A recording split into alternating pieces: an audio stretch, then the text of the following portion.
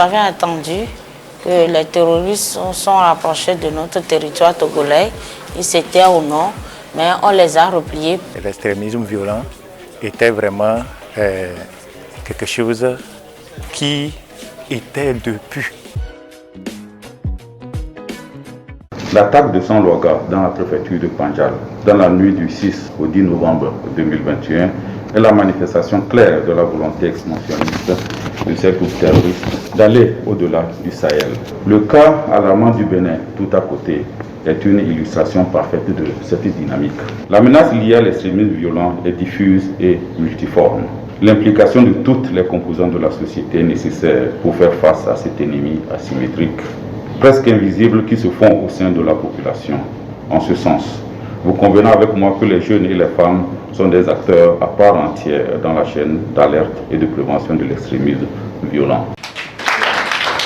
Ces journées s'inscrivent dans le cadre du projet national de renforcement de l'engagement positif des jeunes des régions des savanes, qui va se dérouler par un processus en 2 étapes, notamment l'identification et la formation de 145 leaders d'organisations de jeunes de Lomé et des régions de savane, notamment des préfectures cibles des zones d'intervention du projet, à savoir Atone, Saint-Cassé, Bengal et Bengal Ouest.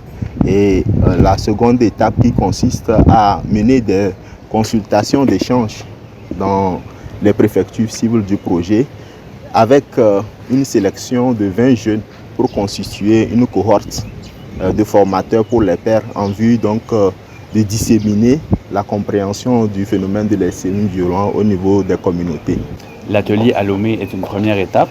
L'objectif, c'est que les Togolais, que les jeunes Togolais eux-mêmes soient capables de former leurs pairs sur cette question et ensuite de mener des actions de sensibilisation vraiment à la base, dans les quartiers, dans les communes, dans les villages, pour que les jeunes comprennent et en comprenant la menace, puissent être capables d'être plus vigilants et de travailler aussi de concert avec les autorités pour prévenir l'incursion et l'influence de ces groupes qui opèrent principalement au Sahel.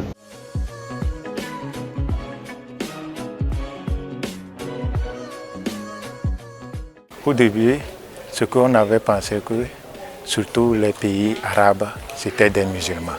On avait pensé que c'était eux qui étaient la cause.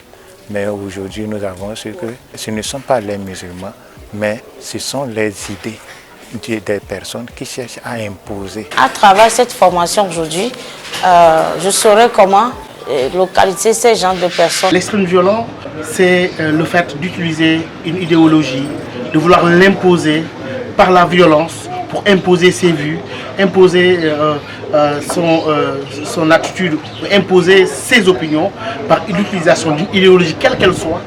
Et parfois ça s'appuie sur l'idéologie, comme on l'a vu dans certains contextes, ça peut s'appuyer sur la religion, mais pas que, ça peut s'appuyer sur une dimension identitaire. Bien éclairer la population sur ce que c'est que l'extrême violent, sur ces facteurs, sur les facteurs de basculement, afin qu'ensemble, de manière interactive et de manière concertée, les communautés elles-mêmes dégagent des pistes de solutions qui seront versées dans la stratégie nationale.